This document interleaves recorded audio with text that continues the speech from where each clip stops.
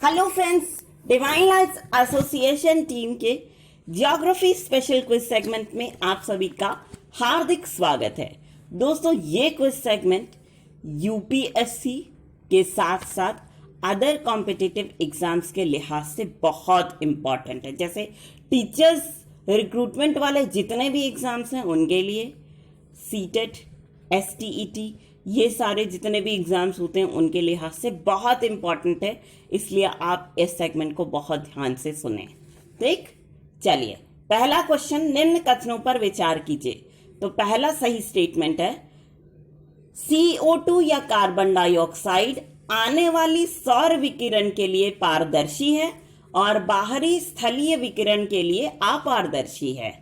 दूसरा सही statement, CO2 या कार्बन डाइऑक्साइड एक प्राइमरी ग्रीन हाउस गैस है। मान लो कि आपको यह क्वेश्चन आ गया कि CO2 किस प्रकार की गैस है, क्या लिखेंगे आप? Primary green house gas. चलिए नेक्स्ट क्वेश्चन, निम्न कथनों पर विचार कीजिए। पहला सही स्टेटमेंट, क्षोभ मंडल को परिवर्तन क्षेत्र भी कहा जाता है क्योंकि इस परत में हवा स्थिर नहीं रहती है। दूसरा, जलवायु परिवर्तन तथा मौसम परिवर्तन की पूरी प्रक्रिया क्षोभ मंडल में संपन्न होती है।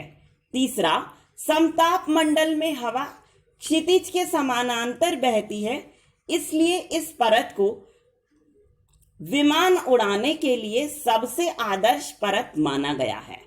अब देखिए, मेरी बात यहां पे ध्यान से सुनिएगा। एक ही क्वेश्चन से 3 क्वेश्चंस निकल के आए हैं जो कि बहुत इंपॉर्टेंट हैं, आप इनको इग्नोर नहीं कर सकते। पहला क्वेश्चन ये है कि क्षोभ मंडल को परिवर्तन क्षेत्र क्यों कहा जाता है? क्योंकि यहां पे हवा स्थिर नहीं रहती है, इसलिए। ठीक है, ये याद रखिएगा, आपसे पूछा जा सकता है किसी भी एग्जाम में। दूसरा, जलवायु परिवर्तन और मौसम परिवर्तन की जो प्रक्रिया होती है वो वायुमंडल की किस परत में संपन्न होती है? आंसर होगा क्या? क्षोभ मंडल। तीसरा क्वेश्चन बन सकता है यहां पे कि समताप मंडल को विमान उड़ाने के लिए वायुमंडल की सबसे आदर्श परत माना जाता है। क्यों?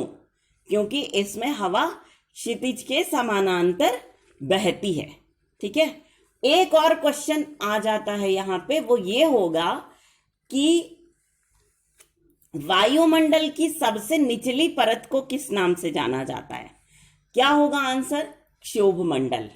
ठीक, नेक्स्ट, क्षोभ मंडल की मोटाई भूमध्य रेखा पर सबसे अधिक है क्योंकि आंसर है मजबूत संवहनीय धाराएं भूमध्य रेखा के पास ऊष्मा को अधिक ऊंचाई तक पहुंचाती हैं। ये बहुत इंपॉर्टेंट क्वेश्चन है, इसलिए आप इसको जरूर याद करके जाइएगा। नेक्स्ट क्वेश्चन है, सुमेलित कीजिए हवाएं और उनके बहने के स्थान। तो पहला है चिनूक हवा, ये बहती है रॉकी पर्वत में। ठीक, गर्म और शुष्क हवा है ये चिनूक। दूसरा है बोरा हवा, ये बहती है हंगरी से उत्तरी इटली तक, ये ठंडी और शुष्क हवा है। तीसरा है एलिफेंटा हवा, ये बहती है मालाबार तट पर। और नेक्स्ट है हारमाटन हवा, ये बहती है पश्चिमी अफ्रीका में। ठीक, नेक्स्ट क्वेश्चन, वायुमंडल की स्थायी गैसों को उनके प्रतिशत के अनुसार बढ़ते क्रम में व्यवस्थित कीजिए। यानी कि वायुमंडल में जिस गैस का प्रतिशत सबसे कम है पहले उसको लगाओ, फिर उससे अधिक वाले को लगाओ, फिर उससे अधिक वाले को, फिर सबसे अधिक। तो देखो, सबसे कम जो है ऑक्सीजन है उसमें, फिर है कार्बन डाइऑक्साइड, फिर है नियॉन और फिर है हाइड्रोजन। ठीक, oxygen, carbon dioxide, neon, hydrogen. ठीक है, नेक्स्ट, भूमध्य रेखा की बजाय उत्तरी गोलार्ध में तापमान सबसे अधिक होता है क्योंकि आंसर, उपोष्ण कटिबंधीय क्षेत्रों में भूमध्य रेखीय क्षेत्रों की तुलना में कम वर्षा होती है। यह भी ऐसा क्वेश्चन है जो कि आपको किसी भी एग्जाम्स में पूछा जा सकता है, इसलिए इसको प्लीज ध्यान से पढ़ के जाइएगा। नेक्स्ट क्वेश्चन, निम्न कथनों पर विचार कीजिए। पहला, जब हवा के झोंके को ऊपर की ओर धकेल दिया जाता है तो सबसे पहले शुष्क स्थिरोष्म ठंड तथा बाद में आर्द्र स्थिरोष्म ठंड होती है। दूसरा, शुष्क स्थिरोष्म ठंड के दौरान हवा में वाष्पित जल होता है, जबकि आर्द्र स्थिरोष्म ठंड के दौरान हवा में संघनित जल होता है। तीसरा, शुष्क स्थिरोष्म ठंड की दर विश्व भर में स्थिर रहती है, जबकि आर्द्र स्थिरोष्म ठंड की दर निरंतर बदलती रहती है। ठीक है, ये आप जरूर ध्यान में रखिएगा, यूपीएससी के लिहाज से ये केवल इंपॉर्टेंट हो सकता है, बाकी किसी एग्जाम में इतने डिफिकल्ट क्वेश्चन नहीं आते हैं। ठीक है, नेक्स्ट, दक्षिणी ध्रुव से उत्तरी ध्रुव की ओर बहती इन हवाओं को उनके बहाव के अनुसार क्रमवार व्यवस्थित कीजिए। ठीक है, अलग अलग समय में ये हवाएं दक्षिणी ध्रुव से उत्तरी ध्रुव की ओर जाती हैं। तो पहले जाती है उत्तर वेस्टर्लीज हवा, दूसरी हवा जो जाती है वो है साउथ ईस्ट ट्रेड विंड्स, तीसरी है नॉर्थ ईस्ट ट्रेड विंड्स, चौथी है साउथ वेस्टर्लीज हवा। ठीक है, ये आप जरूर याद रखिएगा, ये किसी भी एग्जाम में आपसे पूछा जा सकता है। ठीक, नेक्स्ट क्वेश्चन, निम्न कथनों पर विचार कीजिए। देखो, पहला स्टेटमेंट, तेजोमंडल के लक्षण सेरोस्ट्राटस बादलों से जुड़े होते हैं। दूसरा, गंभीर गड़गड़ाहट और ओलावृष्टि क्यूम्युलोनिम्बस बादल से संबंधित हैं। और तीसरा,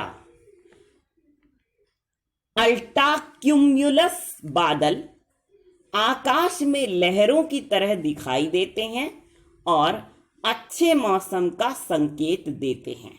ठीक है, कौन से बादल ऐसे होते हैं जो आकाश में लहरों की तरह दिखाई देते हैं? क्या आंसर होगा? अल्टाक्यूम्युलस। ठीक है, तो ये जो तीन इस बादल हैं अलग अलग टाइप के, उनके बारे में आप याद रखिएगा। ये क्वेश्चन किसी भी एग्जाम्स में आपसे पूछा जा सकता है। ठीक है, नेक्स्ट, कौन सी महासागरीय धाराएं गर्म सागरीय धाराएं हैं? आपको ये बताना है। तो देखो, आंसर है नॉर्वे की धारा, दूसरा उत्तर भूमध्य रेखीय धारा, तीसरा पूर्व ऑस्ट्रेलियाई धारा। ठीक, पहला है नॉर्वे की धारा, दूसरा उत्तर भूमध्य रेखीय धारा और तीसरा पूर्वी ऑस्ट्रेलियाई धारा। ठीक, ये सारी धाराएं गर्म सागरीय धाराएं हैं। ठीक है, नेक्स्ट देखो, संवहनीय वर्षा के संबंध में निम्न कथनों पर विचार कीजिए।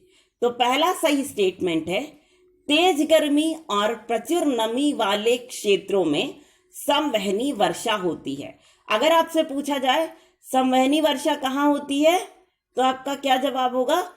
तेज गर्मी और प्रचुर नमी वाले क्षेत्रों में। ठीक है, या आपसे यह पूछा जाए तेज गर्मी और प्रचुर नमी वाले क्षेत्रों में किस प्रकार की वर्षा होती है, तो आपका आंसर क्या होगा? संवहनी वर्षा। ठीक है, बहुत इंपॉर्टेंट क्वेश्चन है ये। नेक्स्ट, हवा में संवहनी धाराओं का उत्पादन करने के लिए गर्मी का होना आवश्यक है। इस गर्मी का प्रमुख स्रोत क्या है? आंसर होगा सौर विकिरण।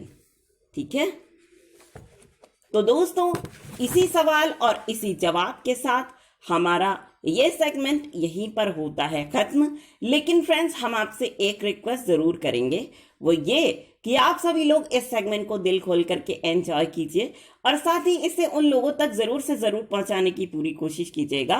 My most dearest of the dearest friends, जो लोग इंटरनेट फैसिलिटी का लाभ नहीं उठा पा रहे हैं, है ना। तो इसी छोटे से रिक्वेस्ट के साथ हम आप सभी के ढेर सारे प्यार, जुनून, जज्बात और कड़ी मेहनत के साथ साथ आप सभी की उस कोशिश को भी दिल से सलाम करना चाहेंगे, जिसकी बदौलत ना सिर्फ आप सभी नई नई ऊंचाइयों को छू रहे हैं, बल्कि साथ ही आप सभी हर क्षेत्र में अपनी योग्यता का परचम लहरा पाने में भी भली भांति सक्षम हैं। तो दोस्तों, इसी बात के साथ और इसी गर्व की भावना को अपने मन में संजोए हुए एक बार फिर पूरी डिवाइन लाइट्स एसोसिएशन टीम की ओर से हम आप सभी को कहना चाहेंगे दिल से प्यार भरा नमस्कार।